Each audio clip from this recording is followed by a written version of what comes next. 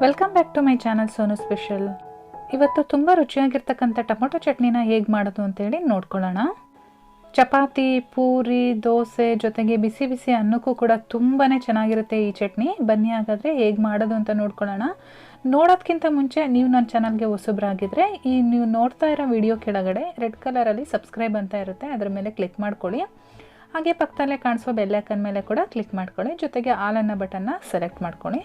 ಬನ್ನಿ ಇವಾಗ ಟೊಮೊಟೊ ಚಟ್ನಿನ ಹೇಗೆ ಮಾಡೋದು ಅಂತೇಳಿ ನೋಡ್ಕೊಳ್ಳೋಣ. ಮೊದಲನೇದಾಗಿ ಸ್ಟವ್ ಮೇಲೆ ಒಂದು ಫ್ರೈಯಿಂಗ್ ಪ್ಯಾನ್ ಇಟ್ಕೊಂಡು ಅದಕ್ಕೆ ಒಂದು 2 ಟೀ ಸ್ಪೂನಷ್ಟು ಎಣ್ಣೆ ಹಾಕ್ಕೊಂಡಿದ್ದೀನಿ. ಎಣ್ಣೆ ಬಿಸಿ ಆದಮೇಲೆ 1 ಟೀ ಸ್ಪೂನ್ ಕಡಲೆಬೇಳೆ ಹಾಗೆ 1 ಟೀ ಸ್ಪೂನ್ ಉದ್ದಿನಬೇಳೆ ಹಾಕ್ಕೊಳ್ತಾ ಇದ್ದೀನಿ. ಇವಾಗ ಇದನ್ನು ಒಂದು 20 ಸೆಕೆಂಡು ಫ್ರೈ ಮಾಡ್ಕೊಳ್ಳೋಣ. ತುಂಬ ಕಲರ್ ಚೇಂಜ್ ಆಗೋದು ಬೇಡ, ಸ್ವಲ್ಪ ಕ್ರಿಸ್ಪ್ ಆದರೆ ಸಾಕು, ಅಲ್ಲಿವರೆಗೂ ಫ್ರೈ ಮಾಡ್ಕೊಳ್ಳೋಣ. ಬೇಳೆ ಸ್ವಲ್ಪ ಫ್ರೈ ಆದಮೇಲೆ ನಾನಿಲ್ಲೊಂದು ಮೀಡಿಯಮ್ ಸೈಜ್ ಈರುಳ್ಳಿನ ಸೇರಿಸ್ಕೊಳ್ತಾ ಇದ್ದೀನಿ. ಹಾಗೆ ನಾನಿಲ್ಲಿ 2 ಟೊಮೊಟೊ ಕೂಡ ಕಟ್ ಮಾಡಿಕೊಂಡು ಸೇರಿಸ್ಕೊಳ್ತಾ ಇದ್ದೀನಿ. ಈಗ ಇದನ್ನು ಕೂಡ ಫ್ರೈ ಮಾಡ್ಕೊಳ್ಳೋಣ. ನೀವು ಚಟ್ನಿನ ಜಾಸ್ತಿ ಮಾಡೋದಾದರೆ ಸ್ವಲ್ಪ ಜಾಸ್ತಿ ಕ್ವಾಂಟಿಟಿಲಿ ಟೊಮೊಟೊ ಮತ್ತು ಈರುಳ್ಳಿನ ತೊಗೊಳ್ಬೇಕಾಗತ್ತೆ. ಇವಾಗ ಇದಕ್ಕೆ ನಾನು 1 ಬೆಳ್ಳುಳ್ಳಿ ಹಾಗೆ 1 ಇಂಚಷ್ಟು ಶುಂಠಿ ಜೊತೆಗೆ ಒಂದು 3 ಒಣಗಿರೋ ಅಂಥ ಮೆಣಸಿನ್ಕಾಯಿ ಅಂದರೆ ಗುಂಟೂರು ಮೆಣಸಿನ್ಕಾಯಿನ ಸೇರಿಸ್ಕೊಳ್ತಾ ಇದ್ದೀನಿ. ಇದನ್ನು ಕೂಡ ಇದರೊಳಗಡೆ ಸೇರಿಸ್ಕೊಂಡು ಫ್ರೈ ಮಾಡ್ಕೊಳ್ಳೋಣ. ಇದರ ಜೊತೆಗೆ ನಾನಿಲ್ಲಿ ಒಂದು ಅರ್ಧ ಟೀ ಸ್ಪೂನಷ್ಟು ಜೀರಿಗೆ ಕೂಡ ಸೇರಿಸ್ಕೊಂಡಿದ್ದೀನಿ. ನಾವು ಹಾಕಿರ್ತಕ್ಕಂಥ ಟೊಮೊಟೊ ಮತ್ತು ಈರುಳ್ಳಿ ನಮಗೆ ಸ್ವಲ್ಪ ಸಾಫ್ಟ್ ಆಗಬೇಕು, ಅಲ್ಲಿವರೆಗೂ ನಾವು ಫ್ರೈ ಮಾಡ್ತಾ ಇರಬೇಕಾಗತ್ತೆ. ಇದ್ರ ಜೊತೆಗೆ ನಾನೊಂದು 1/4 ಟೀ ಸ್ಪೂನಷ್ಟು ಅರಿಶಿನ ಪುಡಿ ಕೂಡ ಸೇರಿಸ್ಕೊಂಡು ಫ್ರೈ ಮಾಡ್ಕೊಳ್ತೀನಿ. ಹಾಗೆ ಸ್ವಲ್ಪ ಕೊತ್ತಂಬರಿ ಸೊಪ್ಪನ್ನು ಕೂಡ ಸೇರಿಸ್ಕೊಳ್ತಾ ಇದ್ದೀನಿ. ಇವಾಗ ಎಲ್ಲ ಇಂಗ್ರೀಡಿಯೆಂಟ್ಸು ಸೇರಿಸ್ಕೊಂಡಾಗಿದೆ.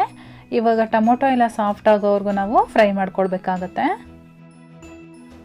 ಇವಾಗ ನೋಡಿ ನೀಟಾಗಿ ಫ್ರೈ ಆಗಿದೆ. ನಾನು ಇದನ್ನು ಒಂದು ಮಿಕ್ಸರ್ ಜಾರ್ಗೆ ಟ್ರಾನ್ಸ್ಫರ್ ಮಾಡ್ಕೊಳ್ತೀನಿ.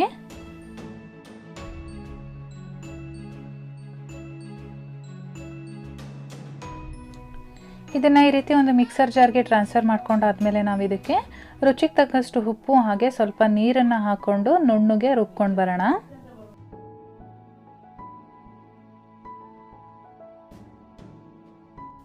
ಇವಾಗ ನೋಡಿ ರುಬ್ಬಿದ್ದಾಗಿದೆ. ಇದಕ್ಕೆ ಒಗ್ಗರಣೆನ ರೆಡಿ ಮಾಡ್ಕೊಳ್ಳೋಣ. ಸ್ಟವ್ ಮೇಲೆ ಒಂದು ಚಿಕ್ಕ ಬಾಣಲೆ ಇಟ್ಕೊಂಡು ಇದಕ್ಕೆ 1 ಟೀ ಸ್ಪೂನಷ್ಟು ಎಣ್ಣೆ ಹಾಕ್ಕೊಂಡಿದ್ದೀನಿ. ಎಣ್ಣೆ ಕಾಯ್ದ ಮೇಲೆ ಸಾಸಿವೆ ಮತ್ತು ಉದ್ದಿನಬೇಳೆ ಜೊತೆಗೆ ನಾನಿಲ್ಲಿ 1 ಗುಂಟೂರು ಮೆಣಸಿನ್ಕಾಯಿನ ಹಾಕ್ಕೊಂಡು ಫ್ರೈ ಮಾಡ್ಕೊಳ್ತಾ ಇದ್ದೀನಿ. ಉದ್ದಿನಬೇಳೆ ಸ್ವಲ್ಪ ಕಲರ್ ಚೇಂಜ್ ಆದಮೇಲೆ ನಾವು ಈ ಒಗ್ಗರಣೆನ ನಾವು ಮಾಡಿಟ್ಕೊಂಡಿರ್ತೀವಲ್ಲ ಚಟ್ನಿ, ಆ ಚಟ್ನಿ ಒಳಗಡೆ ಟ್ರಾನ್ಸ್ಫರ್ ಮಾಡ್ಕೊಳ್ಳೋಣ. ಜ್ವರ ಬಂದಾಗ ನಾಲ್ಗೆ ಸಾಮಾನ್ಯವಾಗಿ ಕೆಟ್ಟೋಗಿರುತ್ತಲ್ವ, ಅಂಥ ಟೈಮಲ್ಲಿ ನಾವು ಈ ರೀತಿ ಚಟ್ನಿನ ಮಾಡಿಕೊಟ್ರೆ ತುಂಬ ಇಷ್ಟಪಟ್ಟು ತಿಂತಾರೆ. ಅಷ್ಟು ರುಚಿ ಕೊಡುತ್ತೆ ಇದು ನಾಲ್ಗೆಗೆ. ಒಮ್ಮೆ ಟ್ರೈ ಮಾಡಿ, ಎಲ್ಲರೂ ಕೂಡ ಇಷ್ಟಪಡ್ತಾರೆ. ಇವತ್ತು ಈ ರೆಸಿಪಿ ಇಷ್ಟ ಆಗಿದರೆ ದಯವಿಟ್ಟು ಲೈಕ್ ಮಾಡಿ, ಹಾಗೆ ನಿಮ್ಮ ಫ್ಯಾಮಿಲಿ ಮತ್ತು ಫ್ರೆಂಡ್ಸ್ ಜೊತೆ ಶೇರ್ ಮಾಡ್ಕೊಳ್ಳಿ. ಇನ್ನು ಚಾನಲ್ನ ಸಬ್ಸ್ಕ್ರೈಬ್ ಮಾಡ್ಕೊಂಡಿಲ್ಲ ಅಂದರೆ ಈ ಕೂಡಲೇ ಸಬ್ಸ್ಕ್ರೈಬ್ ಮಾಡ್ಕೊಳ್ಳಿ. ನಾನು ಮತ್ತೆ ಸಿಗ್ತೀನಿ ನಿಮಗೆ ಇನ್ನೊಂದು ಈಸಿ ರೆಸಿಪಿಯೊಂದಿಗೆ. ಅಲ್ಲಿವರೆಗೂ bye bye, take care, thank you for watching.